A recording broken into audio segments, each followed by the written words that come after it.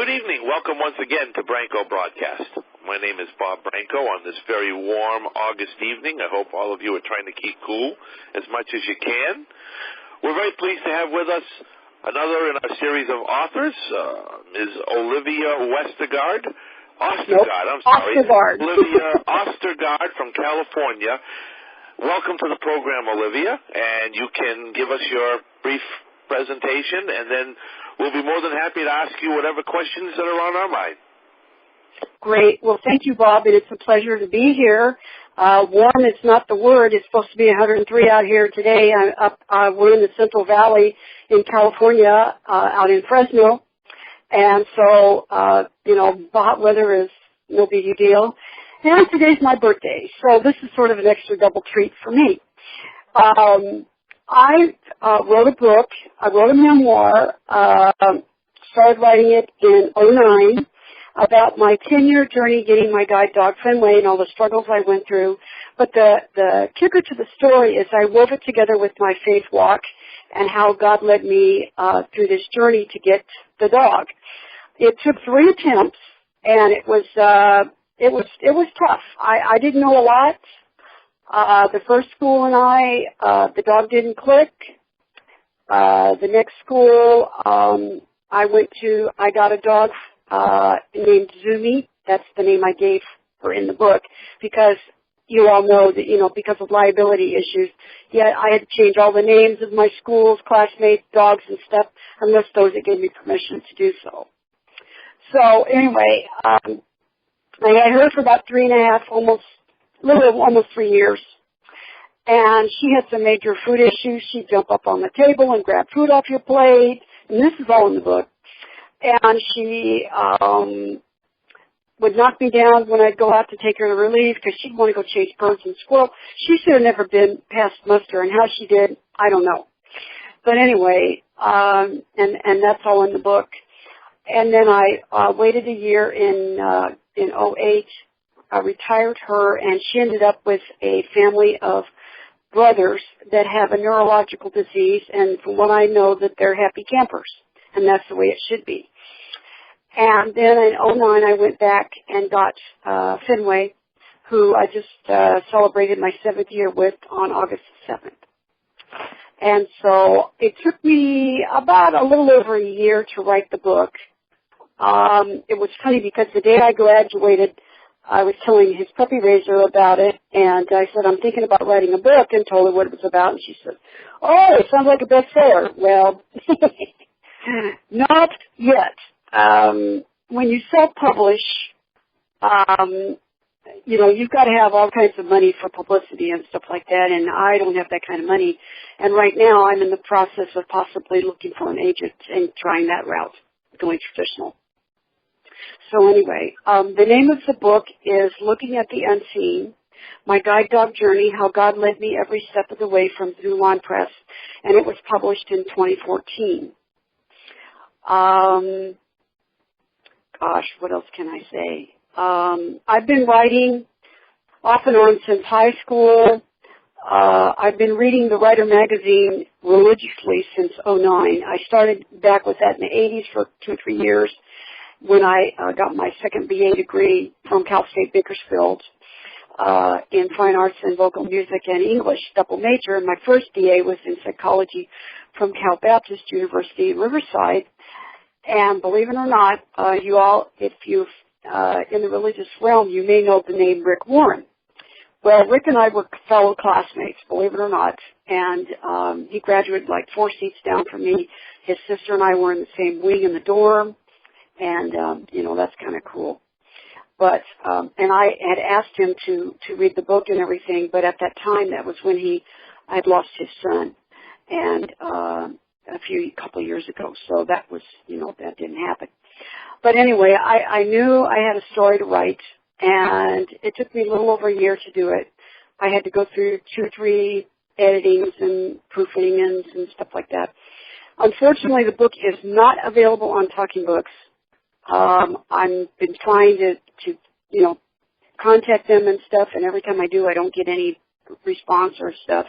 I know that Kim Charlson, who's president of American Council of the Blind, is works at the Perkins Library, I believe. And so I've been thinking of contacting her and seeing if there's a way that I can get the book on that venue as well. And I've had tried Learning Ally, but had not really heard anything from them either. So it's just, one step at a time, one day at a time. I've also been writing for My Journey of Faith Devotionals, which is an online devotional out of Arkansas. The gals that started that are out of Arkansas, and also my MJLF magazine, and I've been writing for them for about a year, both those entities. I've also had a couple of an article published in the Pawtracks, GDUI's Pawtracks, and subsequently in the Blind Californian, the same article. And about Finney's Easter Sunday faux pas in 2013, and it was, if you got it, check it out and read it. It was really funny, and I had to write about it. So that's for starters. Anything else anybody wants to know? I have three things I wanted to say at this time, Olivia. First of all, in answer to your question, Kim Charlson is indeed the director of the Perkins Braille and Talking Book Library. Second of all, Steve, who's on the line right now, as well as myself, we are also self-published authors. We also would like to find agents, especially those agents who will take a percentage of your royalties after the fact so that you won't have to spend any money up front. Those are the type of agents that I can speak for myself. I don't want to speak for Steve, but for me, that's what I want. And also, my next question is, I'm assuming you're a Red Sox fan because you named your dog Fenway? No, I did not name my dog Fenway. He was named after a street in Covina. That's where he was raised. And so, and I'm not even a baseball fan. So, everybody asks me, oh, you not going to know. When I tell them what's his name, I'll say Fenway, like Fenway Park, because that's a given. And, but no, I did not name him. The dogs always come named, and the puppy raisers name the dogs. Okay. All right, any other questions? Yeah, Olivia, I had a couple. Were you born blind, and did you, and where is your book available now? Like, is it online? Because that would probably help a lot. And yes, it is available. I was legally born. I was born 3 months early. At 6 months, I was 1.5 pounds and went down to 14 ounces, and I was about 19 inches long. No, wait a minute, 14 inches long. Anyway, back in those days, in the early 50s, they didn't have the isolates and all that rot. So I was in the incubator for 3 months. I came home, my due date, November the 20th, at 5.5 pounds. And my folks' church had prayer vigil for me daily during that time until I came home. So, the good Lord had other plans for me. And after 63 years, He's not done with me yet. So did you grow up in California? Or? Yes, I did. I was born in Bakersfield, and I started at the county school there till 2nd grade, and then from 3rd grade to 6th grade, they transferred me to a city school, and both of us that had partial vision were there till 6th grade, actually 7th, and my 7th grade year, I was at a junior high, and it was awful. I absolutely hated it. And this is all in the book, every day, there'd be 20 guys lined up, calling me names, spitting at me, trying to take my book bag away from me, and all kinds of rot. And my first week of 8th grade, I was at this school, and the next week I was back at my own school that I originally started at, that I probably should have never left. And I did not learn Braille as a kid. So, in that regard, I've had a really disadvantage in that regard. The book is available from Zulon Press. You can go online, zulonpress.com, go to their bookstore and get it in print. It is available on Goodreads. So if you want to go to read it on Goodreads, you can do it there. It's on Amazon.com, Nook and Kindle, Google iBooks, Apple iBooks. I'm a supplier for Lifeway, Barnes & Noble online store, and that's about it right now, unless you want to, get a copy and have somebody read it. Did someone help you get all that online? Because me and Bob had our editors do a great job getting us on Kindle and Smashwords. Yes, it's on Kindle and Nook. Yes. When I self-published, it's they made sure that everything was kosher and it would be on Nook and Kindle and all that good stuff. But eventually, I really would like to get it on Talking Books and go from there. But right now, Kim Charleston would be your best source, Olivia. I would give her a call, and I have her number if you want it. Great, I'd love it. Do you want it now? No, why don't you just email it to me, and I'll give you my email, and you can email it to me, and I'll talk to her. I have your email address already, so I'll just drop it by tonight. That'll be great. Now, I take it you guys must be from Boston because you've all got, pretty strong accents back there. You mentioned Fenway, the Red Sox. So, anyway, but, it's been a labor of love, and I've got more to write. I'm not done yet. I'm hoping to write possibly a romance-type prequel to for my parents, about my parents and everything, and when I was born and all that rot. And I want to write some Bible studies and maybe a biography about my great-grandfather. Oh, how was your college? Did you have trouble with Excuse me? How was your college experience as a blind person? Was it hard to adjust when you first started? Because that's usually common. Oh, yeah. We were, when I first started college, we had when I started at my junior college, we had a disabled, back in the early 70s, that's when they started with the disabled students, offices and that kind of stuff. And we had one of those, and I plugged into that, and, that was very helpful. I went to regular classes just like everybody else, and I was able to get a lot of my books from our Learning Ally, who at the time was, what was the name of that place? I can't remember. For the Blind and Dyslexic. Thank you. I could not remember the name of the place, yes. And, and then that went all through my college, all my college years. And then, of course, I did have readers that would help me read tests and, handouts and that kind of stuff. It was, I basically went along with everybody else, except it took me longer, to do stuff. And, I commend you for your effort. I guess it's paid off. Persistence pays off, I hope so. I'm even seriously considering going for my MFA in creative writing here at Fresno State. Wow, that's awesome. So I'm hoping, I'm going to be checking into that pretty soon and stuff. Cause, good luck. I want to. And I'm an avid reader. I'm an avid reader of the Writer Mag, and that's been my Bible, so to speak, as far as writing goes. And I've done practically everything they've suggested to do. I've been online. I've got a Twitter page. I've got a LinkedIn page. I've got a Facebook page. I don't have a web page per se because that costs money. And you can I don't have blog it. On Word. Now I can't think of it.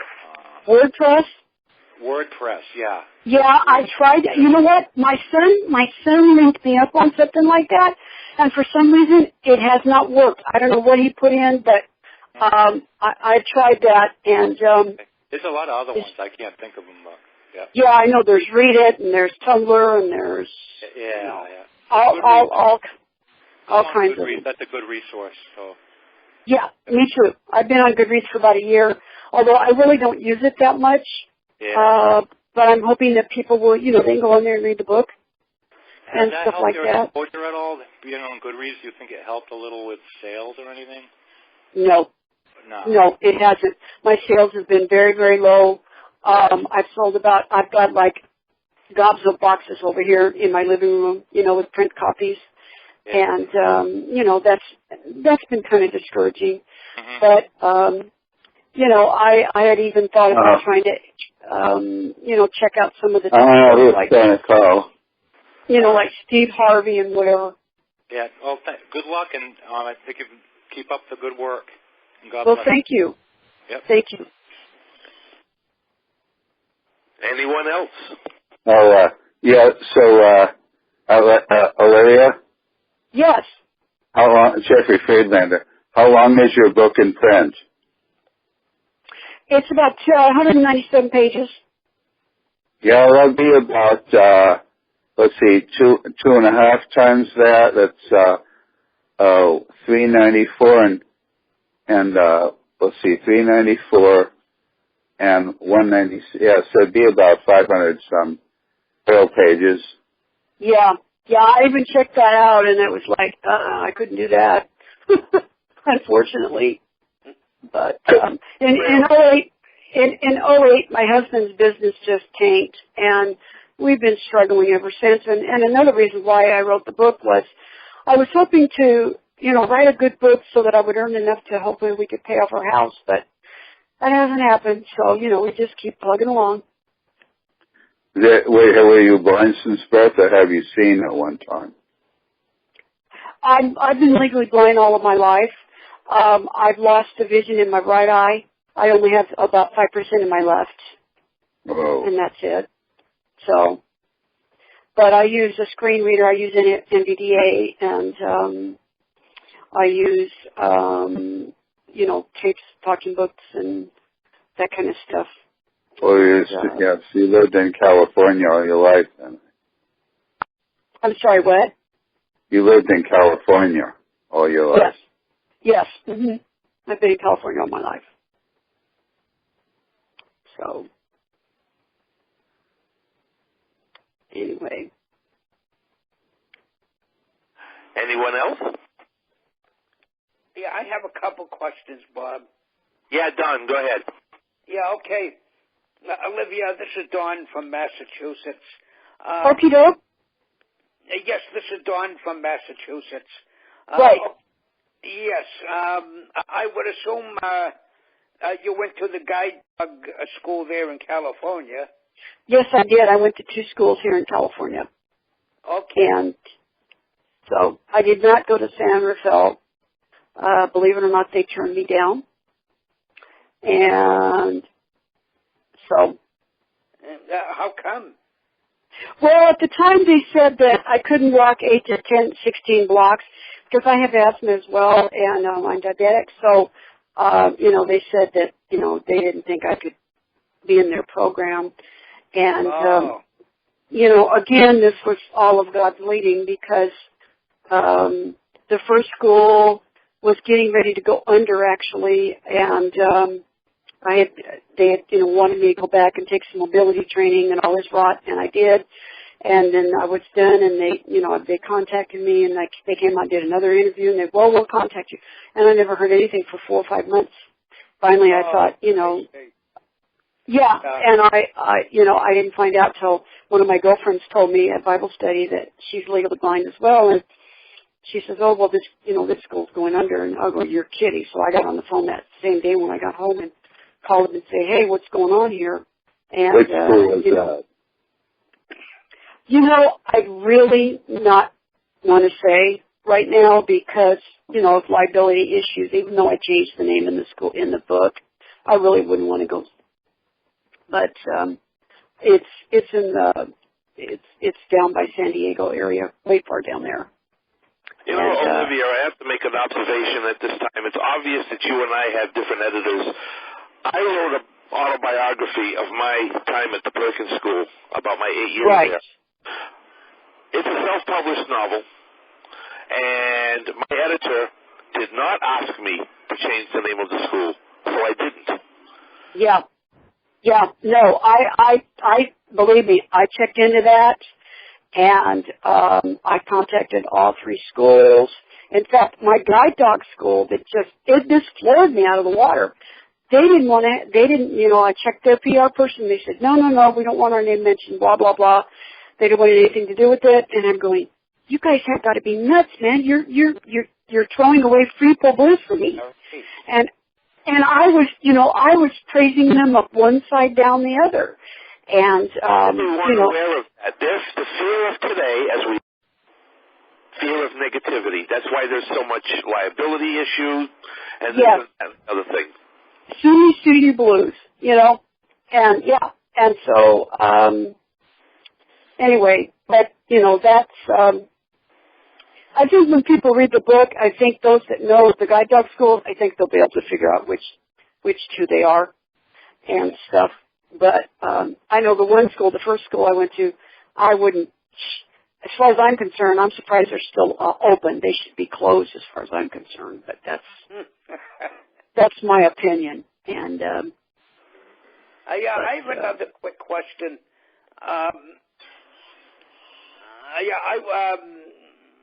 You've had several other dogs. Did you? I had Fenway's my second dog.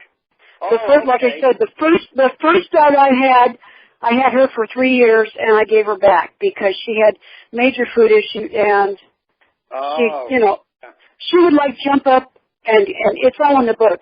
I was at Bible study one day, and they put a plate of goodies in front of me, and I was trying to get her underneath the table, or slide down beside me, and she jumped up and grabbed my plate, and that so I ended up having to put her away from the whole table.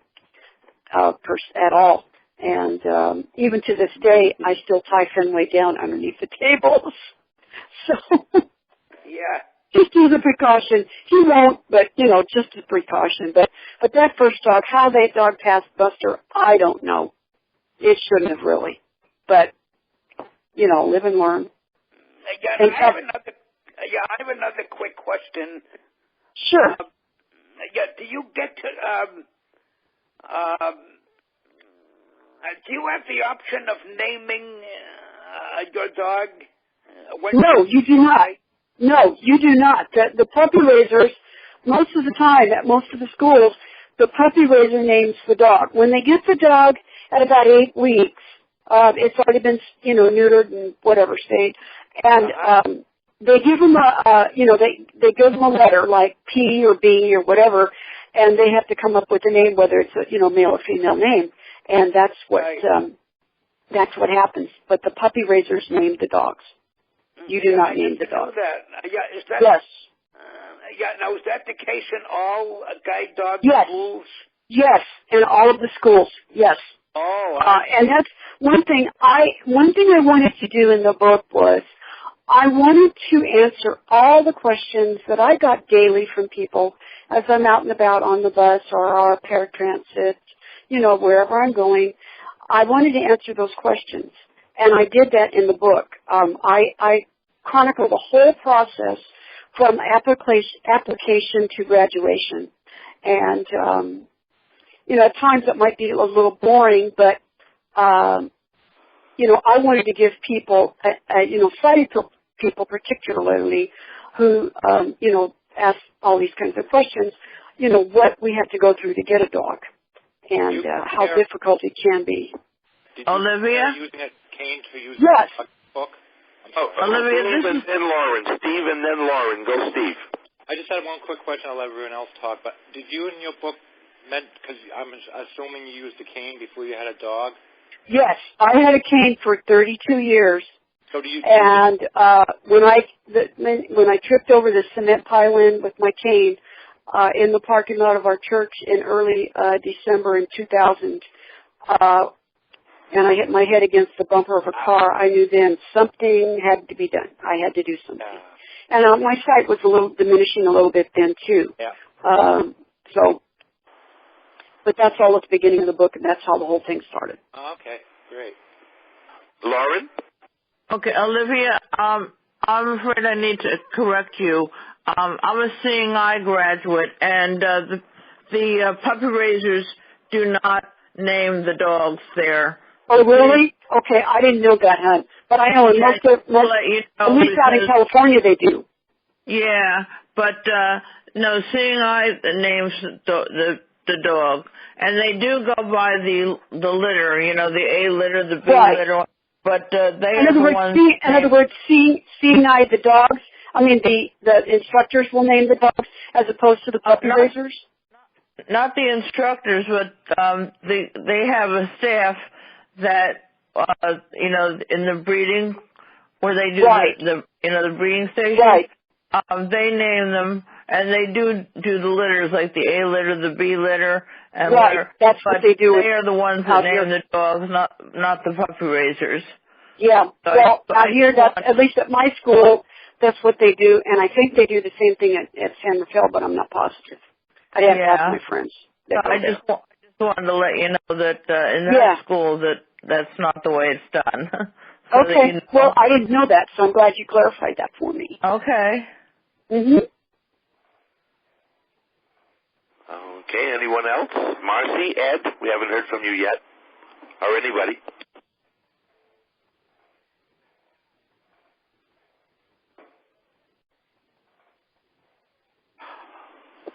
Olivia, could you once again tell us how we can go about purchasing your book? Yes. It's on Amazon.com, Nook and Kindle.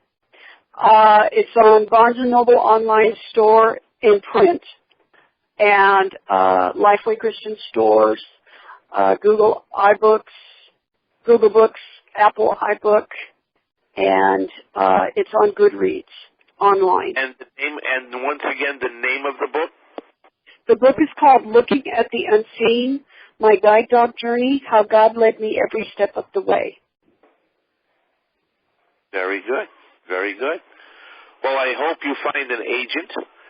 I do too. Also, we should all form a support group of authors and figure out how to do that without spending... Yes, that would be a good idea. Yeah. You know? I've been in touch with this guy named Mark Maladestra. Anyway, he's a former agent, and he's got a website called thebestsellingauthor.com. And I'm just trying to scrape up enough money for him to. You do like a conference call with him, and he tells you what to do and not to do, and all this stuff, and guides you along the process about writing query letters and proposals and all of that kind of stuff. And I've been waiting to scratch up the money to do that, and I might be able to do that soon. So I don't know, but it's been at times it's been very discouraging. But I just keep on plugging away, and I've got to get started on my next project. So, Olivia, this is Lauren again. I have two things. Have you thought about Bookshare? Somebody had mentioned that to me, so I hadn't thought about doing that. But I should check into that and see, if they would. Do that, but I think I had checked them out at one time, and you may want to do it again because I think I think that's a good opportunity for you. Yeah, I'll have to check that out. And the other thing is, have you heard of Behind Our Eyes? That's a group of writers. They have conference calls like every other Sunday night. No. You might want to get involved with them, and a lot of the people there could also help you out. Okay, well that's neat to know. Unfortunately, Wednesday nights I've got choir, so I might not be able to. Yeah. Unless it's earlier in the afternoon, like this time. No, it's Sunday. Yeah. But you still might want to get in touch with them because they might be able to help you out with some referrals or, and you can put things on the list. And they'll comment on the, different things like that. So even if you can't make the conference calls, you can email people on the list and off the list too. What's the name of that group again? It's called Behind Our Eyes, and Bob would be able to give you information about that because Bob's on there too. Okay, cool. I'd like that. Thank you. You're welcome. Okay, we'll still take some more questions if there are any out there. If not, then I'm going to say thank you. I had a quickie. Oh, Steve, go ahead. When I gather you said you had a bunch of books sitting at home that you're trying to sell. How many books did you have to order? Because Bob and I had it set up so we didn't have to pre-order 100 print books or whatever. Oh, God. I've got 15, well, less than 1,500, maybe about 1,350. You're going to have to go on a book tour and sell those babies. Well, I don't know how to do that, man, because usually when you're self-publishing, again, yeah, unless you've got a publicity person, you're stuck. I know. It's tough. That makes three of us, Olivia. I'm sorry, what? That makes three of us. Yeah. Yeah. So, anyway, but I figured if I could get on like Steve Harvey or someplace like that, it's like, here's books for everybody that on it. So that'd be one way to get rid of them. Let me recommend these resources to you for what it's worth. You can always try getting on radio stations. Local radio you know what? Let me tell you, I have contacted our main news talk station here. They never contacted me back. I've contacted all four of our major networks here. They've never contacted me back. I've been on several online TV programs. We've got an online channel here, several of them, and I've been on most of those, except for one. Have you tried ACB radio? No, I have not. The person there is Robert Acosta, I believe, unless I'm wrong. Yeah, I know who. I believe I met him years and years ago. So yes, I know of ACB radio. So that might be. I may check that out. But I mean, we had a press release when the book came out and everything. And like I said, I've been all over the internet. I've got LinkedIn people from all over the world. Yep. And, it's like I'm not Beth Moore or Anne Graham Lotz or, whoever the big author is right now. I'm just me. And if you're not if you're nobody. With ACB Radio, with Bob Acosta, he has, I think it's once a month, or he has me and my guide dog. So he could have you on as a guest. You could talk about your book and everything, too. That's a possibility.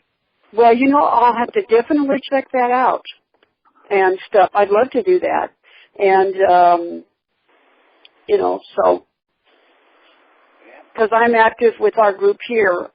We have a CCB group here in Fresno, and I'm active with them and have been for 2 or 3 years.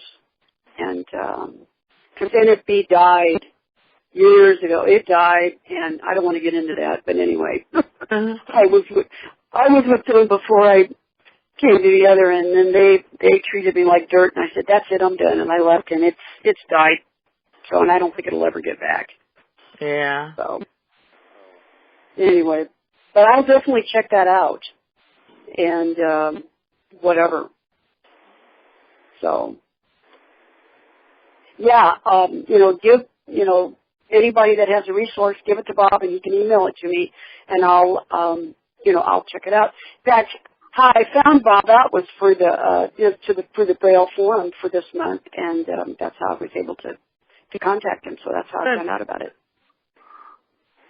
And maybe next year, if I'm lucky, we're trying to raise enough money so that we can get a charter bus and go to Reno next year for national art.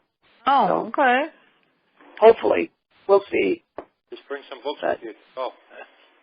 Yeah, really. Although, I mean, the blind people wouldn't read them, but, their sighted family members would. That's right. That's what you got to do. That's what you have to target, Yep. Have you ever thought of going to county fairs? I know my cousin's in California, and he sells his CDs that way. Well, our fair will be coming up in October, but the only problem again is I think you have to pay for a vendor's space. And that could be, $500 and, everything. I've checked everything, and everything costs money, and I just don't have that kind of money lying around. I even put together a GoFundMe account for some of this, and, I've raised nothing, and it's been over a year. Yeah. How about going to libraries? Because I know of bookstores. That's something I haven't done. I haven't gone to our county library, and I really need to do that so that I can get books out to the different libraries, regional libraries and stuff in the area. And yeah, and if people come and you sign books there, they might buy them too. Yeah. But I haven't. That's one thing I haven't done because I've been so busy with being online and stuff like that I just, Not enough one thing hours I haven't a day, done. I know. Mm-hmm. So. Any other questions before we conclude? All right. Well, thank you, Olivia. The best of luck to you with Thank your you very endeavor. much. I certainly know what it's like to be an author. And one thing that my editor did tell me, and Steve will probably vouch for me because we have the same editor, one of the things that she made very clear to me once I finished publishing my fourth book was that we should not expect to make a living out of being an author. Yeah, I've been told that several times. Yeah. And she's one of the best editors in the world, and she's telling us that. Mhm. Yeah, I've been told that more than once. But be that as it may, there are some very famous authors who really made a lot of money, and there's always that chance you will be successful too, given the right circumstances. So again, Good luck, and we'll pray for you, and maybe we'll have you back on the show someday, Olivia. Okay, great. Thank you very much. Thank you for being with us this evening on Branco Broadcast. Thank you. Yeah, the best of luck to you.